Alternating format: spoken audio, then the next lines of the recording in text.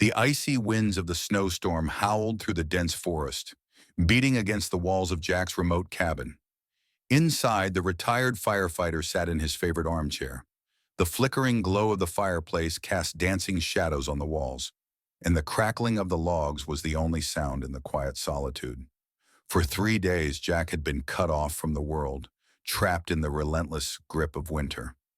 Although he enjoyed the peace of his retirement, the loneliness sometimes weighed heavily on him, especially in moments like these when the storm made any connection to the outside world impossible. He was just about to take the last sip of his coffee when a strange noise broke the silence, a faint scratching followed by a muffled whimper. Jack frowned, set the cup down, and listened intently. The scratching came again, this time more insistent. It was coming from the front door. With his heart pounding, Jack stood up and cautiously approached the door. His old firefighter instincts kicked in, and he automatically reached for a flashlight lying on the small table next to the door. When he peered through the frosted glass of the door, he froze. Outside in the swirling snow stood a German shepherd. Her fur was covered in frost, and her trembling body spoke of the biting cold. Pressed tightly against her, barely visible under her protection, were two tiny puppies. Their helpless forms and desperate eyes tugged at Jack's heart. He knew that opening the door would let in a blast of cold air, but the thought of leaving the dog and her puppies outside to their fate was unthinkable. Taking a deep breath, he opened the door a crack. The cold air hit him like a wall, but he stood his ground. "Come on, girl, come inside. It's warm in here," he said softly. The dog hesitated, her gaze shifting between Jack and her puppies. Her eyes were wary, but also hopeful. With a careful movement, she nudged one of the puppies, gently grabbed it by the scruff of its neck, and slowly entered the cabin. The second puppy stumbled uncertainly behind, its tiny legs struggling through the snowdrifts. Jack closed the door behind them, shielding them from the relentless cold. Inside, the dog trembled more violently as her body adjusted to the sudden warmth. Jack quickly fetched an old blanket, laid it over the exhausted mother and her pups, and sat down on the floor near them. He watched as the dog carefully lay down, protectively encircling her puppies. It was a touching sight that stirred something in Jack that he hadn't felt in years. "You've been through a lot, haven't you, girl?" Jack murmured softly. The dog was thin, her ribs visible, and her fur was matted with ice particles. Yet despite her condition, she radiated an unshakable determination. Jack brought a bowl of warm water from the kitchen and placed it gently beside the dog. At first she hesitated, but then she lapped at the water eagerly while her puppies snuggled close to her. Jack watched them silently, his mind racing. Who was she? Where had she come from? And how had she managed to survive the storm with her puppies? Time seemed to stand still as Jack observed the little family. But then he noticed the first signs of relaxation. The dog sighed deeply and laid her head on the blanket. Her eyes half closed but remained watchful, as if she were still ready to defend her pups. Later that evening, as the puppies slept peacefully, Jack began to make a plan. He would help them. That much was certain. These animals had touched something in him that he couldn't ignore. For the first time in years, Jack didn't feel alone. The idea of suddenly being responsible for 3 animals was daunting, but it was also a challenge he welcomed. As he stoked the fire, his gaze kept returning to the dog and her puppies. Their gentle movements, the soft breathing of the pups. It was as if the storm had brought them together. Yet in the quiet of the night, one question lingered in his mind. What had driven the dog to seek shelter at his door? There was something about her appearance that told a story of pain, determination, and a spark of hope. And Jack vowed to himself that he would keep that hope alive. Before he went to bed, Jack prepared a corner for the little family with blankets and towels near the fireplace, where the warmth would help them recover. He knew this was only the beginning of a longer journey, for them and for him. The next morning, as the snowstorm subsided, Jack awoke to a faint whimper. The fire that had burned through the night was now just a pile of glowing embers, but the cabin remained comfortably warm. Jack rubbed the sleep from his eyes and sat up. The first thing he saw was the dog, watching him attentively. Her amber eyes were calmer than the night before, but a hint of caution remained. The puppies lay curled up beside her, their tiny bodies moving slightly with each breath. Jack couldn't help but smile. The sight reminded him of something he had long thought lost, the simple yet profound joy of caring for someone. "Good morning, girl," he said softly so as not to wake the puppies. The dog lifted her head slightly as if she understood him and let out a gentle snort. Jack stood up and went to the kitchen to find something edible for his new guests. His supplies weren't plentiful, but he had a can of chicken broth, which he heated and mixed with some bread. He brought the bowl to the fireplace and placed it carefully in front of the dog. "Here, this will do you good," he said. She sniffed cautiously before starting to eat, glancing up at Jack every so often, as if waiting for some hidden danger. Meanwhile, the puppies woke up, wriggling clumsily and seeking the warmth of their mother. Jack watched them silently, feeling a growing sense of responsibility. That afternoon, he decided to take the animals to the local veterinary clinic. The small clinic in town was about an hour away, but he knew they needed urgent care. He found an old blanket and prepared everything for the trip. The dog was initially wary, but Jack's soothing voice and slow movements helped her gain trust. Eventually, she allowed herself and her puppies to be lifted into the truck's cargo bed. The drive to town was quiet. The snow, which had seemed like an unrelenting enemy before, now sparkled peacefully in the sun. Jack kept glancing in the rearview mirror to make sure the dog and her puppies were safe. She lay still on the blanket, her eyes resting on him, and Jack could feel a silent bond forming between them. At the clinic, they were greeted by Dr. Monroe, an older veterinarian with warm eyes and a gentle voice. She examined the dog and the puppies thoroughly. "She's severely malnourished," Dr. Monroe said, stroking the mother's thin fur. "But she has a strong will. The puppies are surprisingly healthy, considering what they must have gone through." Jack nodded. "They showed up at my door last night. I couldn't just leave them outside." Dr. Monroe smiled. "You made the right decision.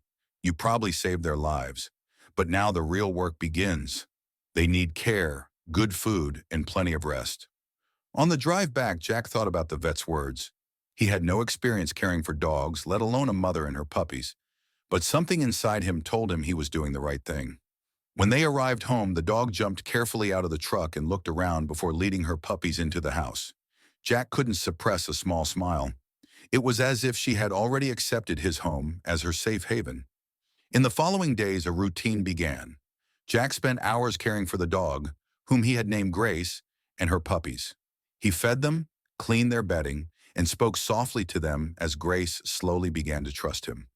The puppies, whom he named Snow and Ash, thrived. They tumbled clumsily through the house, exploring every corner and bringing life to the otherwise quiet space. Yet despite the growing trust and security, Grace remained watchful. Her ears twitched at every sound, and sometimes she stared out the window into the snowy forest, as if expecting something, or someone, to appear. Jack wondered what shadows from her past haunted her, but he knew it would take time to break down those walls. One night, as the wind howled around the cabin again, Jack sat by the fireplace with a cup of tea. Grace lay at his feet, her eyes half closed but her posture alert. The puppies snored softly, curled up together in a warm corner of the room. Jack leaned forward and stroked Grace's head. "You're a brave girl," he said softly. "I don't know what you've been through, but you're safe here. I promise you that." Grace opened her eyes and looked at him. In her gaze was a mix of gratitude and a hint of peace. For Jack, this moment felt like a promise. Whatever the future held, he would be there for Grace and her puppies. Together, they had found a new beginning. The morning sun broke through the clouds, giving the snow around the cabin a glistening shimmer. Jack stood at the kitchen sink, sipping a steaming cup of coffee and watching through the window, as Grace played with Snow and Ash in the snow. The two puppies, still a bit clumsy on their paws, tumbled over each other with glee while Grace watched their every move with vigilant eyes. It was the first time Jack had seen her so relaxed. The dog seemed less tense, and her movements had a lightness that hinted at a forgotten happiness. Yet despite the peaceful scene, one question lingered in Jack's mind. Where had Grace come from? What had she endured to end up at his door on that snowy night with her puppies? Jack remembered the scars on her body, the faint, healed wounds that spoke of a hard life. And there was something else. The way Grace would sometimes stop abruptly, her ears perking up as she stared into the distance, as if hearing a sound only she could perceive.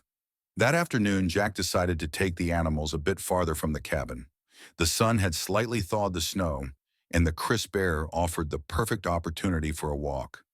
He packed some snacks for the dogs and fastened an improvised collar around Grace's neck, made from an old leather strap.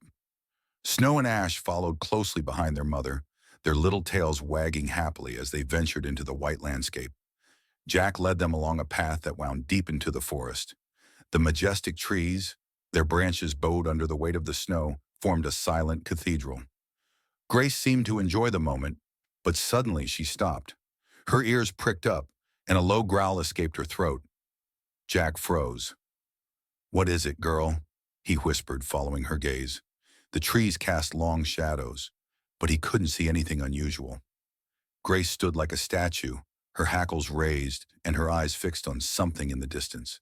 Snow and Ash huddled uncertainly around Jack's legs, clearly sensing the tension. "Okay, back to the cabin," Jack said firmly, gathering the puppies. Grace followed him, her movements tense, and she kept looking over her shoulder. Jack's heart raced. What had she seen or heard? When they returned to the cabin, Jack locked the doors and drew the curtains.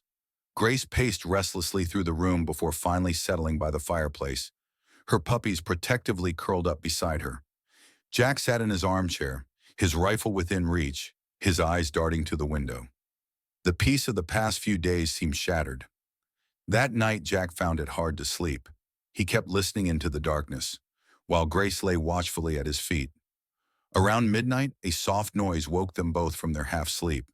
It was a cracking sound, as if a branch had snapped under heavy weight. Jack grabbed his rifle, his heart racing. He crept to the window and peered through a small gap in the curtain. His stomach tightened as he saw a figure at the edge of the forest. It was a man, dressed in dark clothing, with a heavy jacket and hood. He stood motionless, staring toward the cabin. "Damn it," Jack muttered. Grace sensed his tension and began to growl, low and deep, almost like a rumble in her chest. Jack placed a calming hand on her head. "Easy, girl. I'll handle this." But before he could do anything, the figure disappeared into the shadows of the trees. Jack spent the rest of the night awake, repeatedly checking the window. Whoever that was, he would find answers. The next day, Jack drove into town with Grace and the puppies. He wanted to ask at the animal shelter if anyone knew Grace or had reported her missing. The receptionist, a friendly woman named Sarah, shook her head as she looked at the photo of Grace. "I don't recognize her, but we see dogs like her often. Many breeders around here treat their animals poorly and abandon them when they are no longer useful. Maybe she came from one of those places." Jack's heart clenched. The thought that Grace and her puppies had been deliberately abandoned was unbearable. "Thank you, Sarah. If anyone asks about her, let me know," Jack said.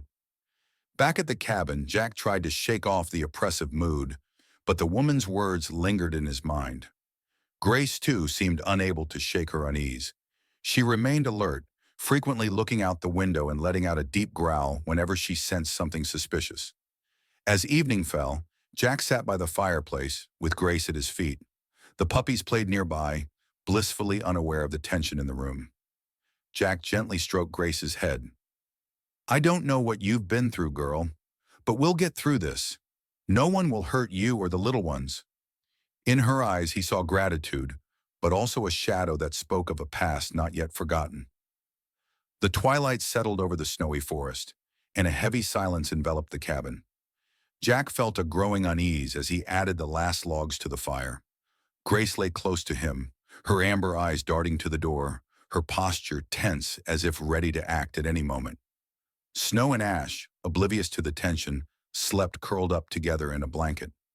Since the sighting of the stranger at the forest's edge, Jack couldn't shake the feeling that they were being watched. The animal shelter workers' words, that Grace might have been abandoned, still echoed in his mind. But his fear was slowly replaced by resolve.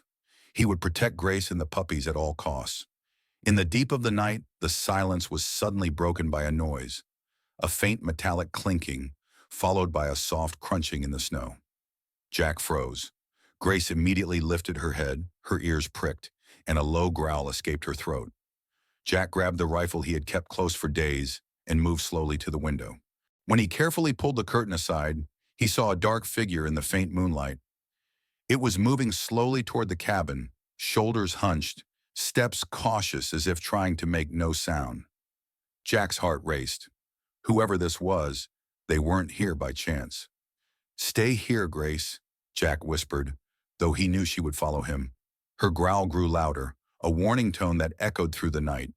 The figure paused, as if hearing it, and then continued forward. Jack opened the door a crack, the rifle firmly in his hand. "Who's there?" "This is private property," he called, his voice steady but tense.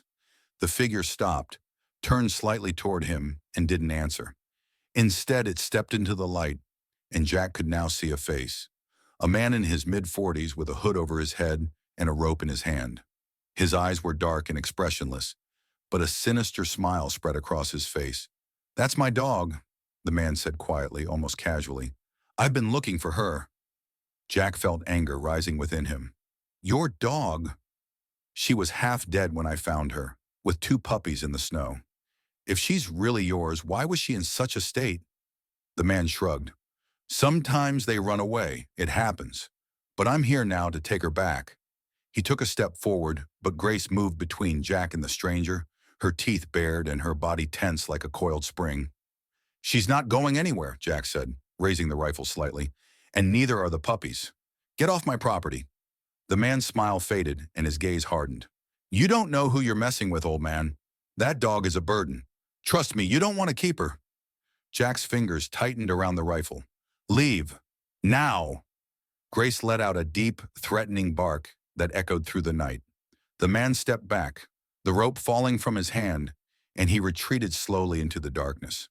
But before he disappeared, he paused and spoke in a low, almost inaudible voice. "This isn't over." Jack waited until the figure vanished into the forest before closing and locking the door. He leaned against the wall, his heart racing, and looked at Grace. She met his gaze, her eyes shining with determination, but also fear. Jack knelt beside her and placed a hand on her head. "You were incredible, girl. You protected us."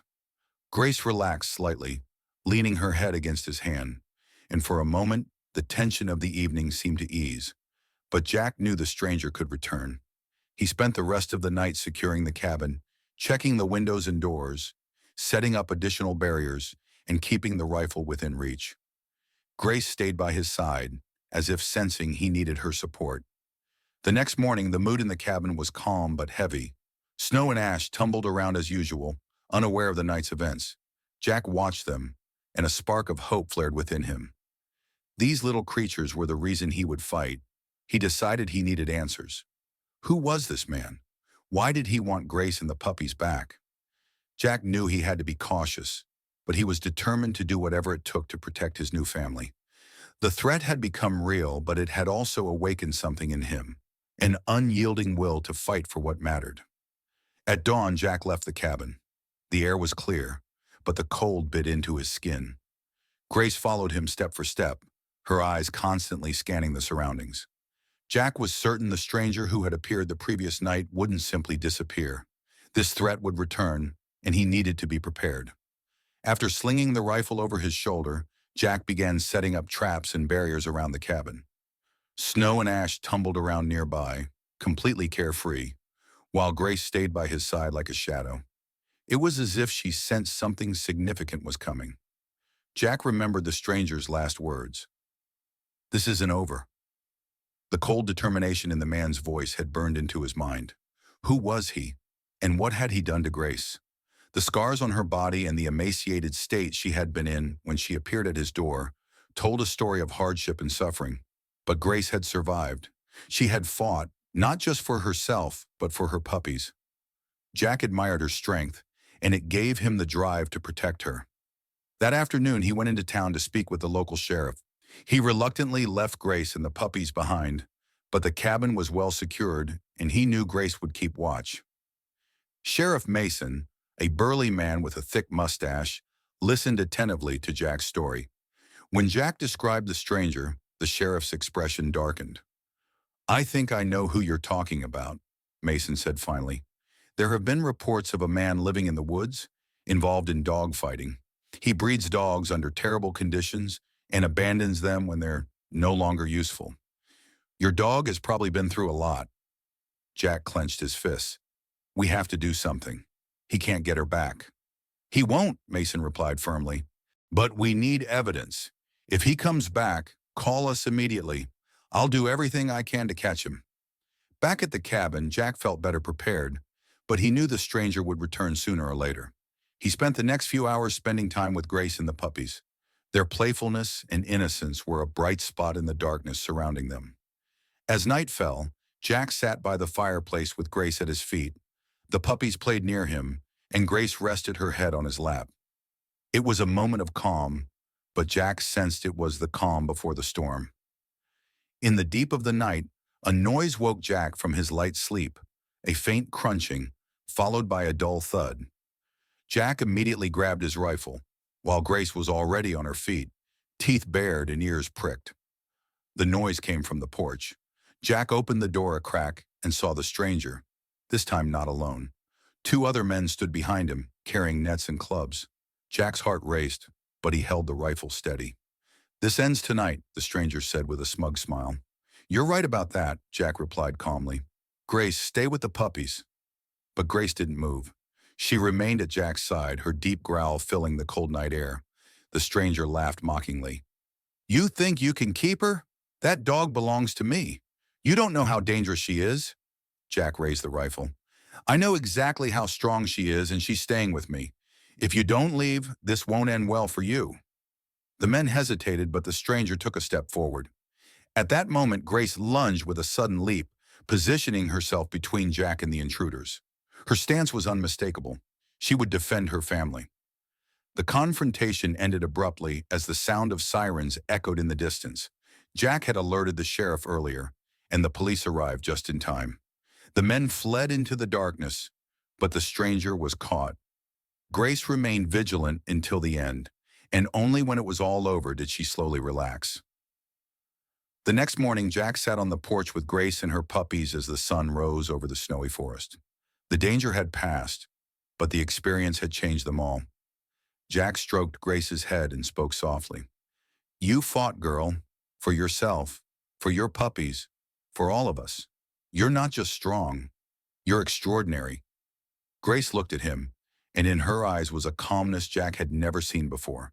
She had found her place, and Jack knew that through her, he had gained something precious, a family. Don't forget to like this video and subscribe to our channel for more stories like this. Thanks to our valued viewers, we continue to improve every day. Please subscribe and give this video a thumbs up.